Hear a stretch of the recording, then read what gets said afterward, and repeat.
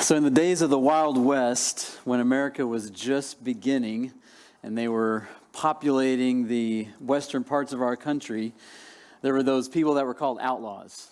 And, people like Billy the Kid, Butch Cassidy, John Wesley Hardin, Bill Doolin, Sam Bass. You probably recognize some of those names if you've done any, research into, Westerns and things like that.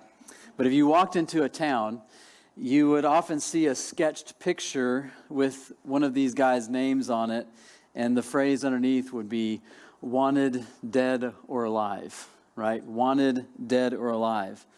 And as we read these 8 verses in Romans chapter 8, I can tell you this. Paul does not want you dead. He wants you alive. He wants Christians to be alive in the Spirit. That's what we're going to be talking about today from Romans chapter 8. Okay, so a warning, dad joke warning, or maybe just a bad joke warning. So I'm giving you fair warning. It's a bad joke. Just honor it and fake laugh if you have to. So there was a man who walked into his veterinarian's office and he dropped his dog's limp body onto the examination table, and the vet takes one look at the dog and says, "Man, that dog is dead. It's dead. It's gone." And the man looks at him and says, "Doc, you haven't run any tests. How do you know the dog's dead?" And the doctor says, "Well, okay, So he brings in a Labrador Retriever, and the Labrador Retriever sniffs all around that dog and barked once, and the dog didn't flinch. He said, "Look, it's dead. Right? Dog's dead." And then he brings in a cat, and the cat walks all over the top of this dead dog, and the dog doesn't growl, doesn't sniff, doesn't flinch, nothing. He says, "Look, that dog is dead. That'll be $600. And the man says, "What do you mean $600? You're going to charge me $600 to tell me that my dog is dead?" And the guy says, "Well, if you'd have taken my word for it, it'd have been free. But now you got to pay for the lab work and the CAT scan." So, yeah, that wasn't that bad, huh? All right. Anyway, so we know when a living being is biologically dead, right? We know what's going on. It's obvious to us.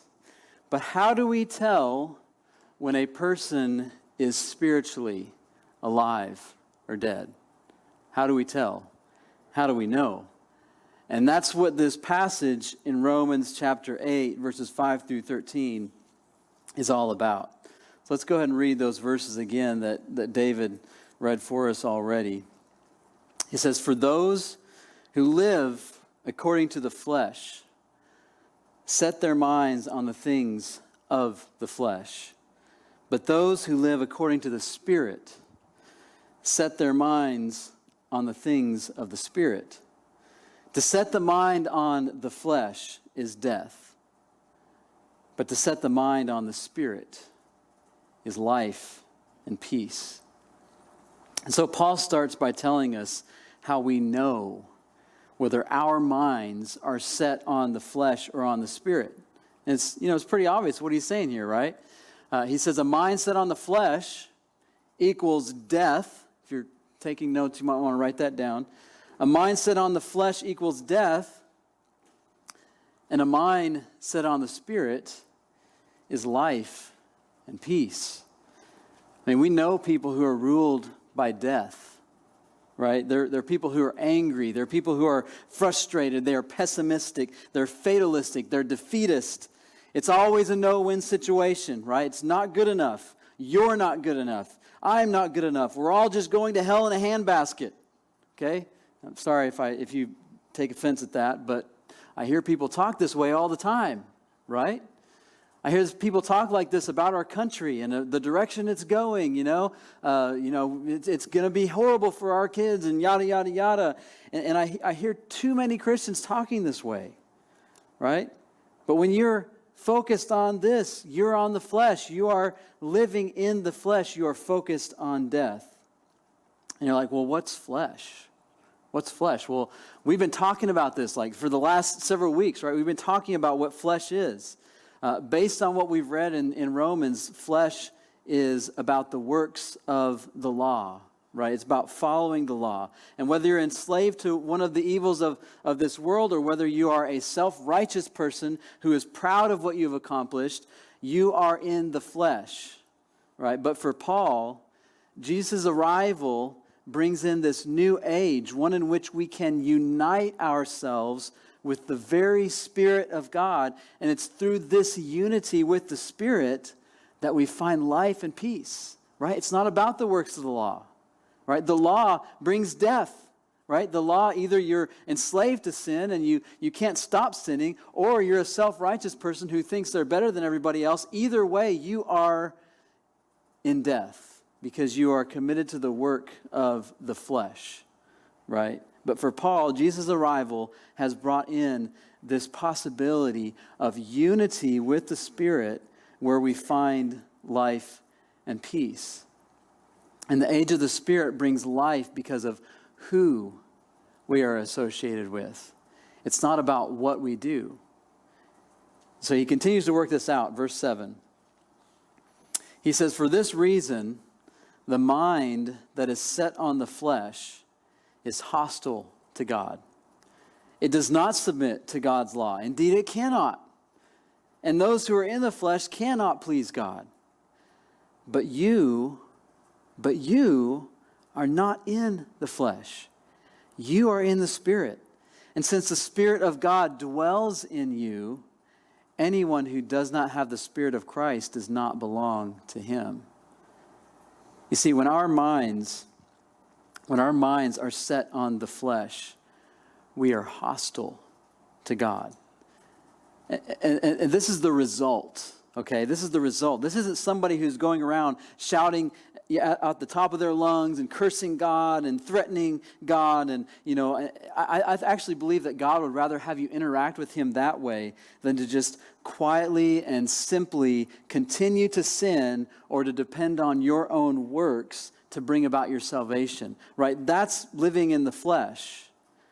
And when you live in the flesh, you are automatically hostile to God, right? It's not that you're purposely being hostile to God. It's that when you are living in the flesh and depending on your own goodness to receive salvation, or if you are just simply continuing to sin without ever addressing it in your life, you are automatically hostile to God. That's what Paul is pointing out.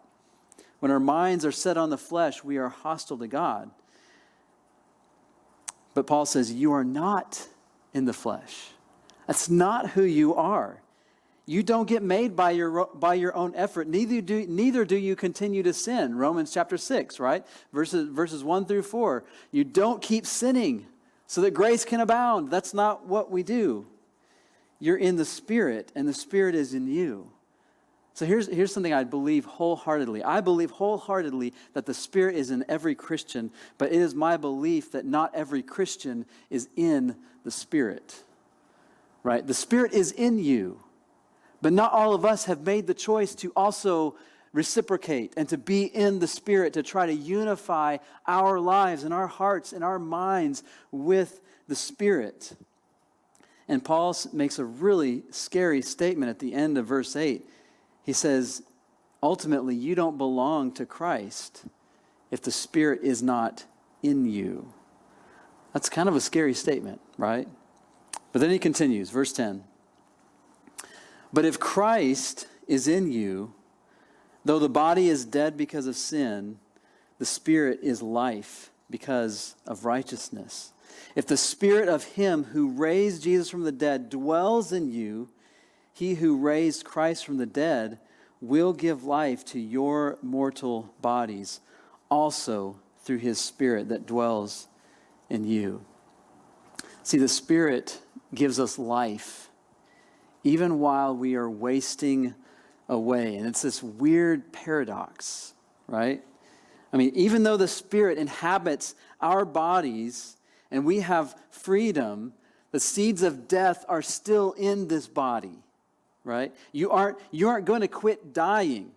I mean, your body's getting older, you're getting weaker. We're all going to die someday. I mean, you can go to the gym as much as you want. You can eat right. You can wear your sunscreen. I mean, but this body's going to get old and it's going to, it's going to die. If you don't believe you're getting older, just go get a mirror or go get a teenager, They'll tell you you're old.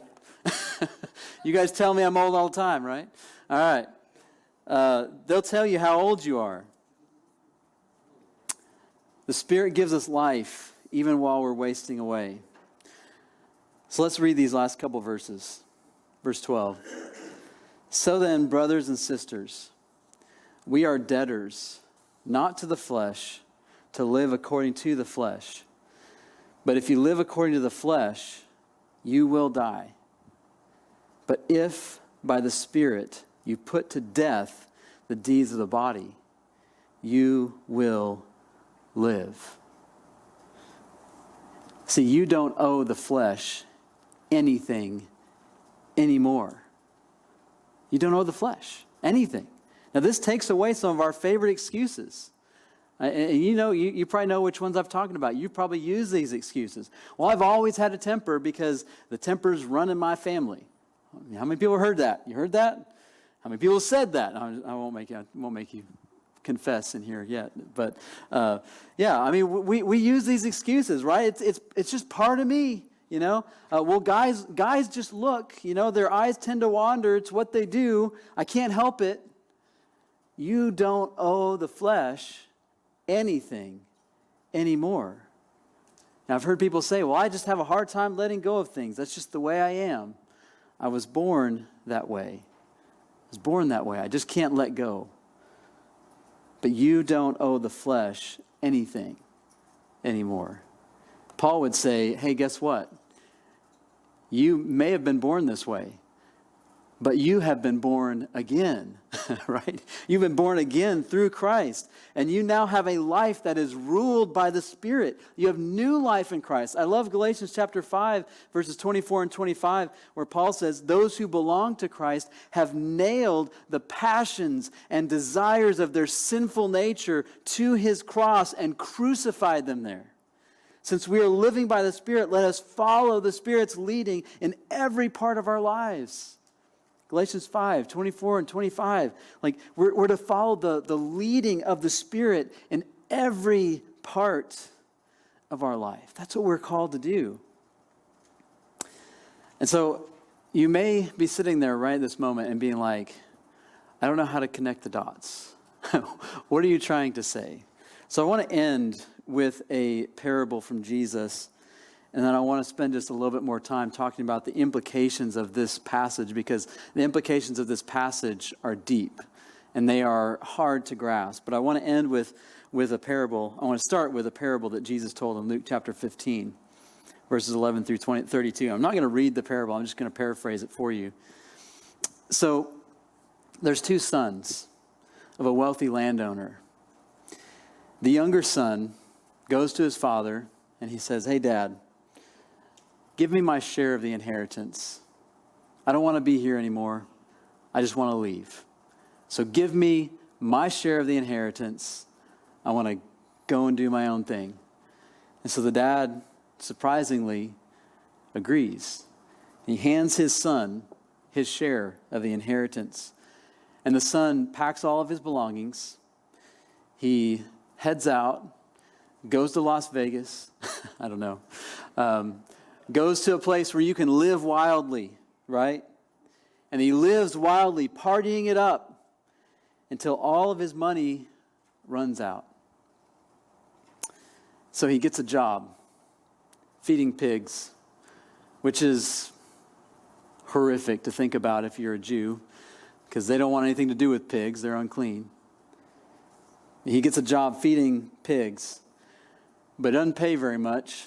And he gets so hungry that the pig slop starts to look good. And all of a sudden, he comes to his senses. He thinks about the servants who work for his dad back home. And he thinks, they've got it better than I do. I'm going to go back. I'm going to go back to my dad, and I'm going to beg him to let me back in some way capacity. And so the son begins his journey home, and as he, gets up to the driveway of the family farm, his dad sees him walking up, and he picks up his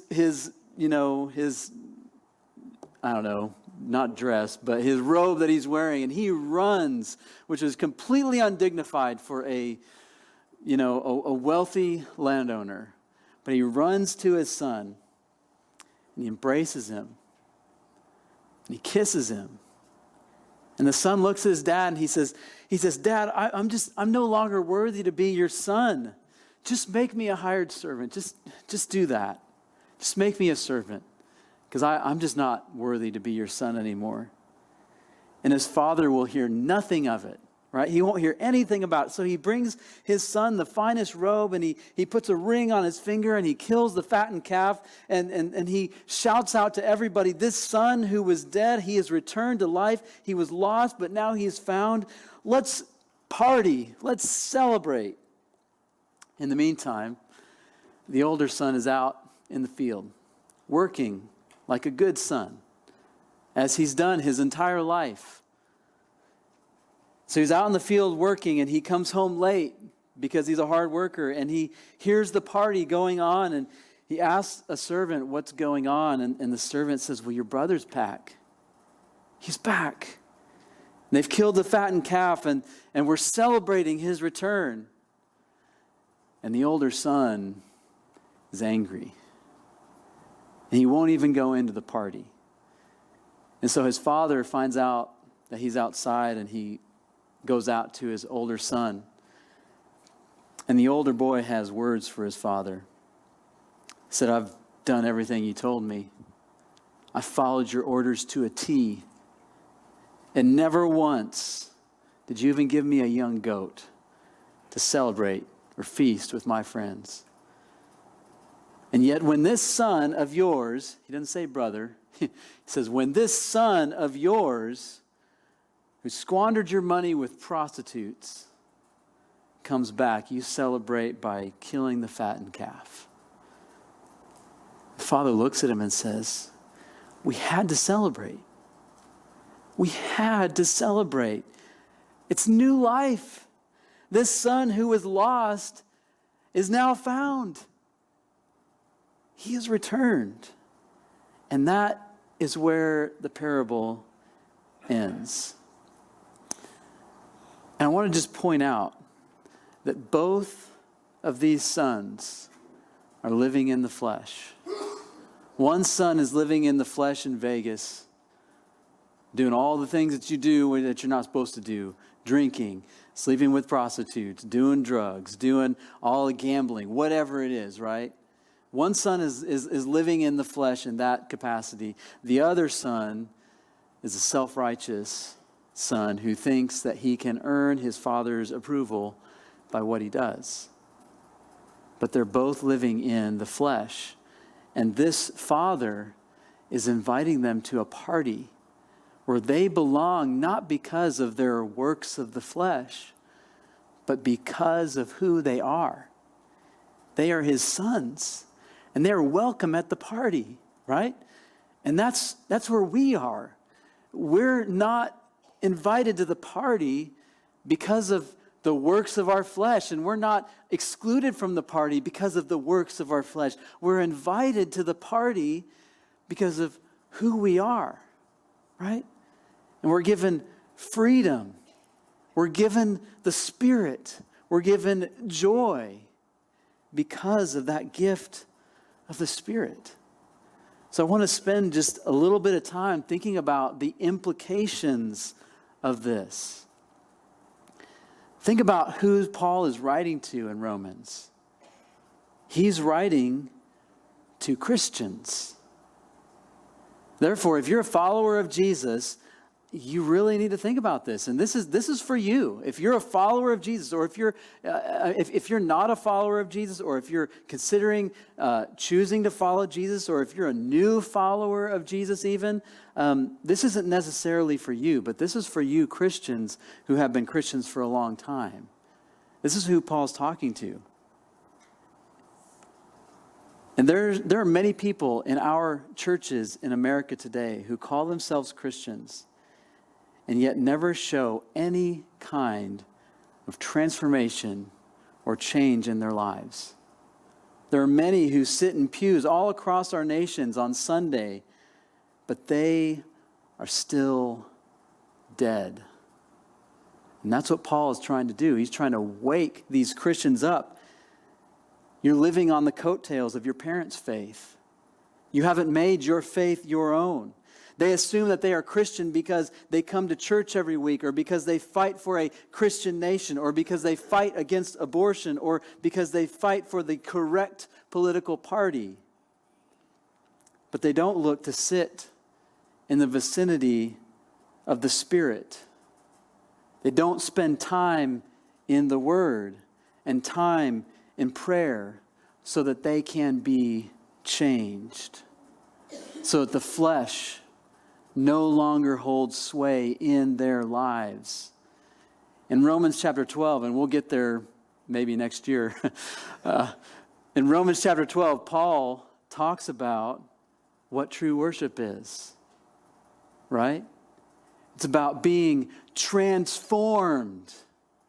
It's about being transformed, right? That's what true worship is, about being changed. It's about living with the Spirit and unifying our lives and our hearts and our minds with that Spirit.